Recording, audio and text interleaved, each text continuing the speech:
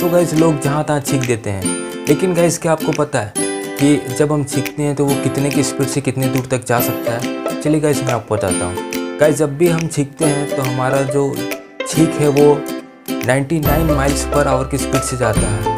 अगर हम इसे किलोमीटर में बताएं तो 159.3 किलोमीटर पर आवर की स्पीड से जाता है, जो कि बहुत ही ज़्यादा है। सो गाइस ये वीडियो जानकर आपको कैसा लगा कमेंट में जरूर बताएं। वीडियो को लाइक शेयर करें, चैनल को सब्सक्राइब जरूर करना ताकि डेली कुछ ना कुछ आप नया जानते रहो। धन्यवाद।